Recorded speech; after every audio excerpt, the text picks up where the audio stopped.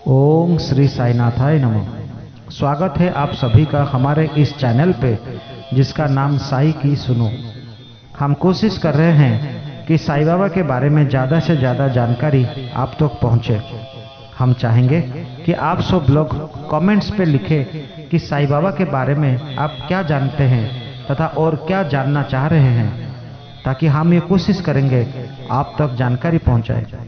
हमारा अनुरोध है कि आप हमारे चैनल को लाइक तथा सब्सक्राइब जरूर करें ताकि आपके पास सबसे पहले वीडियो पहुंचे। आप सब लोग व्यस्त जीवन में अगर कुछ समय निकाल के बाबा की सच्चरित्र का श्रवण करें तो आपको ना कि बाबा का आशीर्वाद प्राप्त होगा बल्कि आपका जीवन और भी सुंदर होगा। इसी कड़ी में बाबा की कृपा से हम अध्याय 2 का श्रवण करेंगे।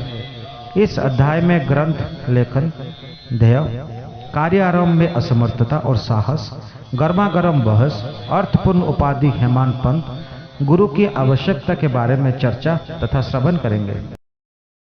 गत अध्याय में ग्रंथकार ने अपने मौलिक ग्रंथ श्री साई सच्चरित्र में उन कारणों पर प्रकाश डाला था जिनके द्वारा उन्हें ग्रंथ रचना के कार्यों को आरंभ करने की प्रेरणा मिली। अब वे ग्रंथ पठन के योग्य अधिकारियों तथा अन्य विषयों का इस अध्याय में विवेचन करते हैं।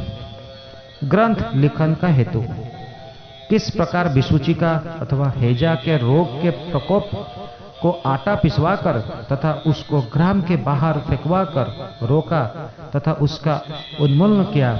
बाबा की इस लीला का प्रथम अध्याय में वर्णन किया जा चुका है। मैंने और भी लीलाएं सुनी जिससे मेरे हृदय को अति आनंद हुआ और यही आनंद का स्तोत्र काव्य रूप में प्रकट हुआ। मैंने यह भी सोचा कि इन महान आश्चर्यजनक लीलाओं का वर्णन बाबा के भक्तों के लिए मनोरंजक एवं शिक्षाप्रद सिद्धि होगा तथा उनके पाप समूल नष्ट हो जाएंगे। इसलिए मैंने बाबा की पवित्र जीवनी गाथा और उनके मधुर उपदेश का लिखन प्रारंभ कर दिया। श्री साई की जीवनी ना तो उलझनपूर्ण है और ना संकीर्ण है, वरन सत्य और आध्यात्मिक मार्ग का वास्तविक दिग्दर्शन कराती है। कार्य आरंभ करने में असमर्थता और साहस। श्री हेमंत पंत को यह विचार आया कि मैं इस कार्य के लिए उपयुक्त पात्र नहीं हूँ। मैं तो अपने परम मित्र की जीवनी से भी भलीभांति परिचित नहीं हूँ और ना ही अपनी प्रकृति से। तब फिर मुझ सरीखा मूढ़मती भला एक महान संत पुरुष की जीवनी लिखने का दुस्साहस कैसे कर सकता है। अवतारों की प्रवृत्ति के वर्णन में वेद भी अपनी असमर्थता प्रकट करते हैं।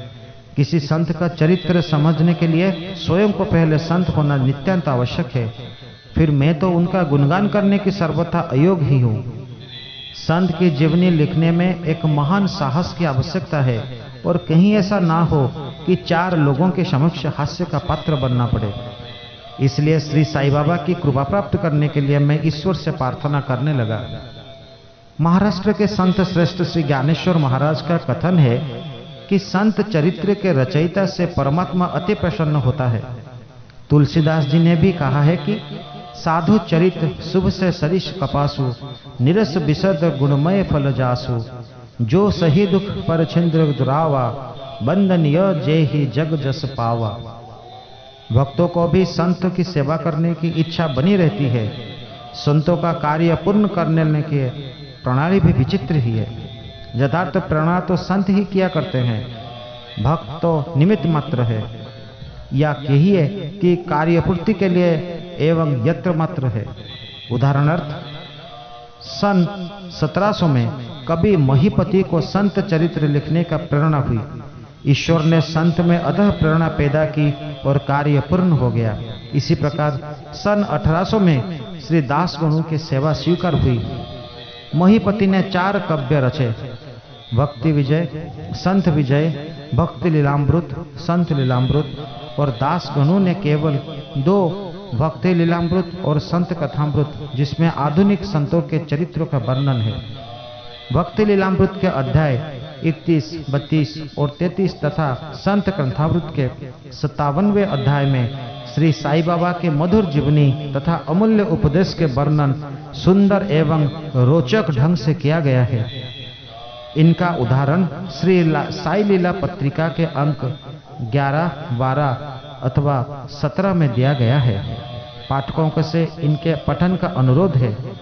इसी प्रकार श्री साईं बाबा की अद्भुत लीलाओं का वर्णन एक बहुत सुंदर छोटी सी पुस्तिका श्री साईनाथ भजनमाला में किया गया है। इसकी रचना बांद्रा की श्रीमती सावित्रीबाई रघुनाथ तेंदुलकर ने की है। श्री दासगनु महाराज ने भी श्री साईं बाबा पर कई मधुर कविताओं की रचना की है। एक और भक्त उम्मीद दास भवानी मेहता ने भी बाबा के कुछ कथाओं को गुजराती में प्रकाशित किया है। साई प्रभा नामक पत्रिका में भी कुछ लीलाएं शिरडी के दक्षिणा भिक्षा संस्थान द्वारा प्रकाशित की गई है। अब प्रश्न यह उठता है कि जब श्री साईनाथ महाराज के जीवनी पर प्रकाश डालने वाले इतने साहित्य उपलब्ध है, फिर और एक ग्रंथ साई सच्चरित्र रचने की आवश्यकता ही क्यों पैदा होती है? इसके उत्तर केवल यही है कि श्री साईं बाबा के जीवनी सागर के सदृश अगाध है, विस्तृत और अथाह है। यदि उसमें गहरे गोते लगाए तो ज्ञान एवं भक्ति रूपी अमूल्य रत्नों का सहज ही प्राप्ति हो सकती है, जिसे मुमुक्षुओं का बहुत लाभ होगा। श्री साईं बाबा की जीवनी, उनके दृष्टांत एवं उपदेश महान आश्चर्य से परिपूर्ण है।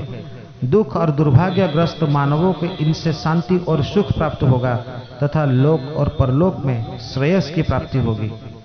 यदि श्री साईं बाबा के उपदेश का, जो कि वैदिक शिक्षा में समान ही मनोरंजक और शिक्षाप्रद है, ध्यान पूर्वक श्रवण एवं मनन किया जाए तो भक्तों को अपने मनोवांछित फल की प्राप्ति हो जाएगी, अर्थात ब्रह्म से अभिन्नता, अष्टांग योग की सिद्धि और समाधि आनंद आदि की प्राप्ति सरलता से हो जाएगी। यह सोचकर ही मैंने चरित्र की कथाओं का संकलित करना प्रारंभ कर दिया। साथ ही यही विचार भी आया कि मेरे लिए सबसे उत्तम साधना भी केवल यही है। जो भोले भाले प्राणी से साईं बाबा के दर्शन से अपना नेत्र सफल करने की सौभाग्य से वंचित रहे, उन्हें यह चरित्र और आनंददायक प्रतीत होगा। अतः मैंने भी अपना अहंकार उनके श्री चरणों पर निछावर कर दिया। मैंने सोचा कि अब मेरा पथ अति सुगम हो गया और बाबा मुझे इहलोक और परलोक में सुखी बना देंगे। मैं स्वयं बाबा की आज्ञा प्राप्त करने की साहस नहीं कर सकता था, अतः मैंने श्री माधवराव उपनाम सामा से, जो कि बाबा के अंतरंग भक्त में से थे, इस हेतु प्रार्थना की। उन्होंने इस कार्य के निमित्त श्री साईं बाबा से विनम्र शब्दों में इस प्रकार प्रार्थना की। ए आना साहब, आपकी जीवनी लिखने की अति उत्सुक है, परंतु आप कृपया ऐसा ना कहना कि मैं तो एक फकीर हूँ तथा मेरी जीवनी लिखने की आवश्यकता ही क्या है। आपकी केवल कृपा और अनुमति से ही यह लिख सकेंगे, अथवा आपके श्री चरणों के पुण्य प्रताप ही इस कार्य की सफल बना देगा। आपकी अनुमति तथा आशीर्वाद अभाव में कोई भी कार्य यशस्वी नहीं हो सकता। यह प्रार्थना सुनकर बाबा को दया आ गई।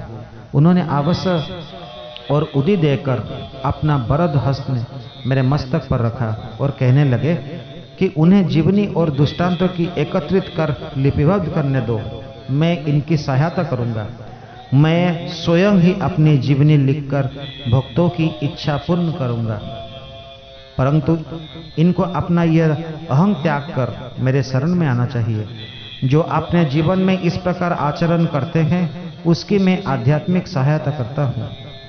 मेरी जीवन कथाओं की बात तो सहज है, मैं तो इन्हें घर बैठे अनेक प्रकार में सहायता पहुँचाता हूँ। जब इनका अहं पूर्णतः नष्ट हो जाएगा और खोजने पर लेस मात्र भी ना मिलेगा, तब मैं इनके अंतःकरण में प्रकट होकर स्वयं ही अपनी जीवनी लिखूंगा।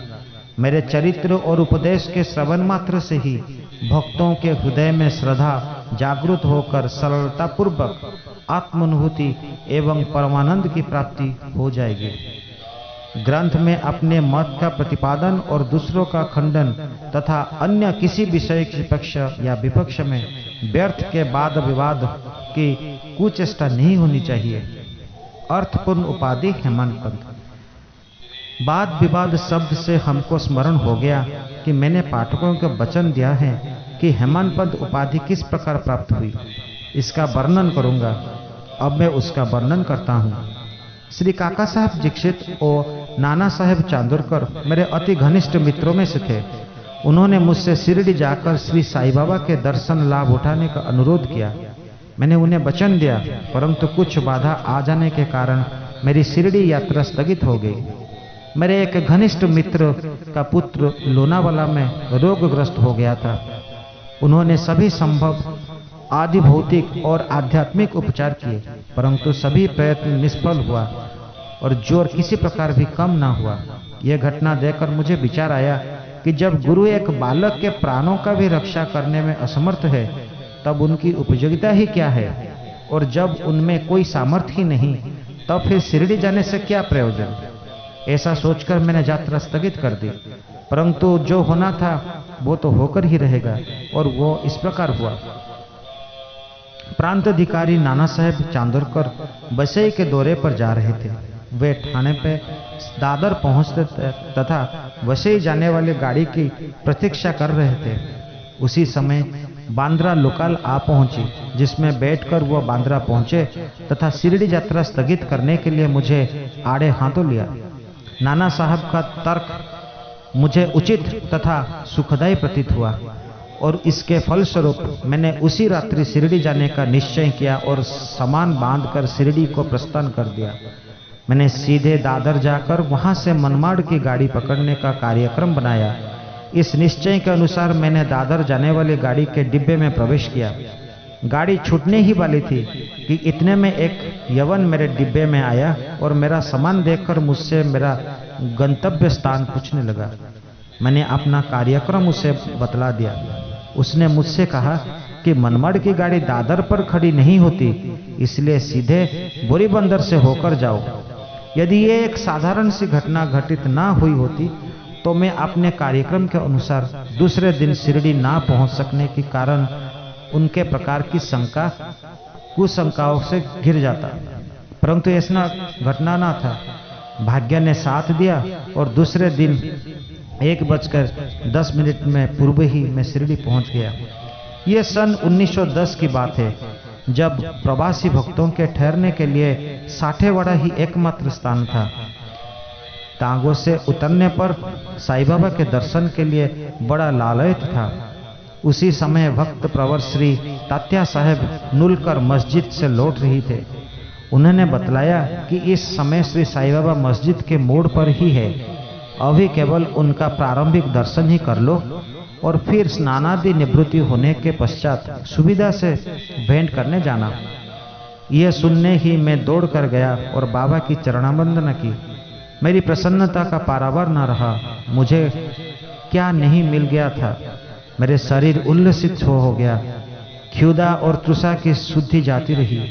जिस क्षण में उनके भाव विनाशक चरणों का स्पर्श प्राप्त हुआ, मेरे जीवन में एक नूतन आनंद प्रवाह बहने लगे।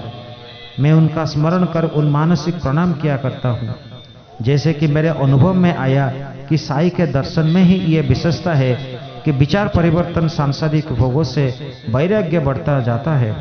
केवल गत जन्मों की उनके शुभ संस्कार एकत्रित होने पर ही ऐसा दर्शन प्राप्त होना सुलभ हो सकता है। पाठकों, मैं आपसे शपथ पूर्वक कहता हूँ कि यदि आप श्री साईं बाबा को एक दृष्टि भर कर देख लेंगे तो आपको संपूर्ण विश्व ही साईमय दिखलाई पड़ेगा। गर्मा गर्म बहस। शिरडी पहुंचने के प्रथम दिन ही बाला साहेब तथा मेरे बीच गुरु की आवश्यकता पर वाद विवाद छिड़ गया।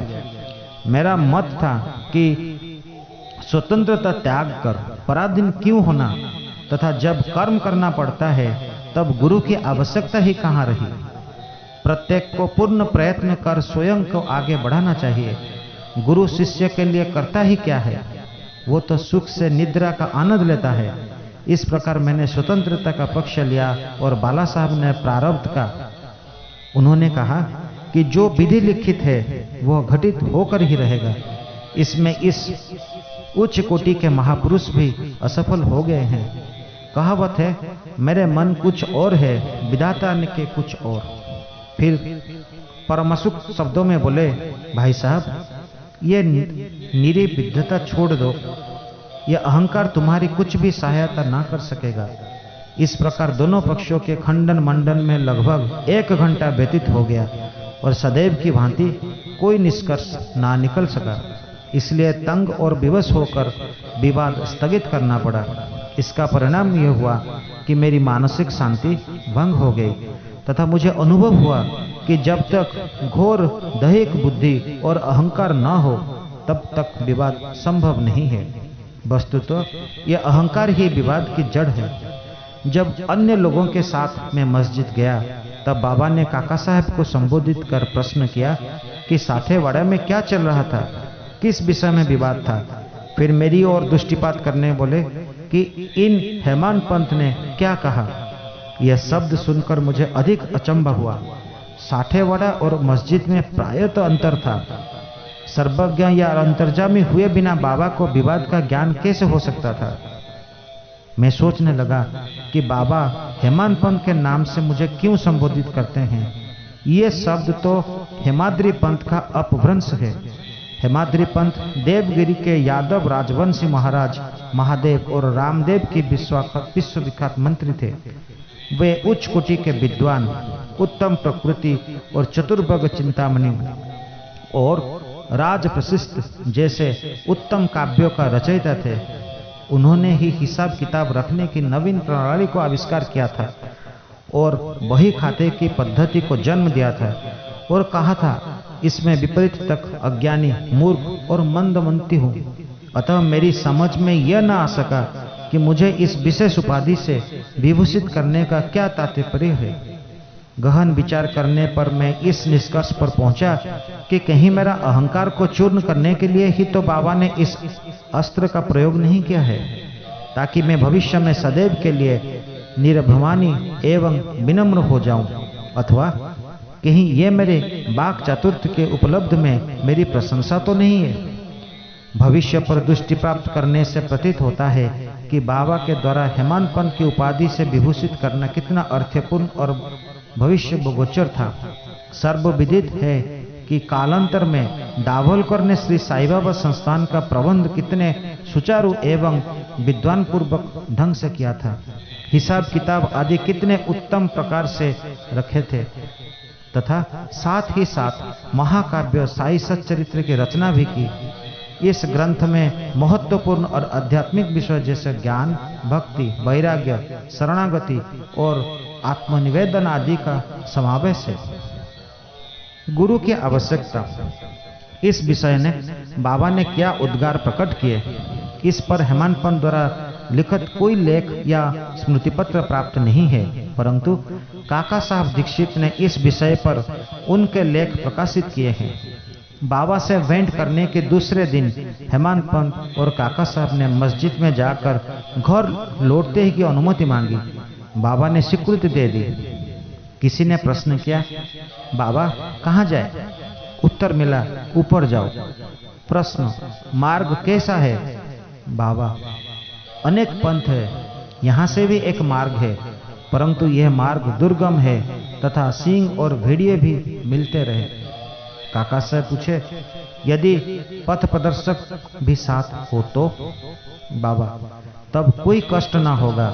पथ प्रदर्शक तुम्हारी सींग, भेड़िए और हंदोक से रक्षा करे तुम्हें सीधी निर्दिष्ट स्थान पर पहुंचा देगा, परंतु उसके अभाव में जंगल में मार्ग भूलने या गड्ढे में गिर जाने की संभावना है।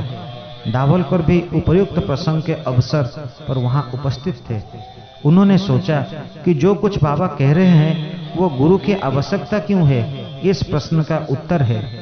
उन्होंने सदा के लिए मन में यह गांठ बांध ली कि अब कभी इस विषय पर वाद विवाद नहीं करेंगे कि स्वतंत्र या परतंत्र व्यक्ति आध्यात्मिक विषय के लिए कैसा सिद्ध होगा।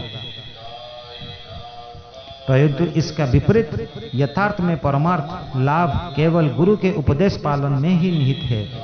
इन उपदेशों का वर्णन मूल्य काव्य ग्रंथ के इसी हुई आत्मानुभूति के लिए राम को अपने गुरु वशिष्ठ और कृष्ण को अपने गुरु संदीपनी को शरण में जाना पड़ा था। इस मार्ग में उन्नति प्राप्त करने के लिए केवल श्रद्धा और धैर्य, यही दो गुण सहायक है। श्री सद्गुरु साईनाथार्पणमस्तु। शुभम भवतु शुभानिर्भवतु। ओम श्री साईनाथाय नमः।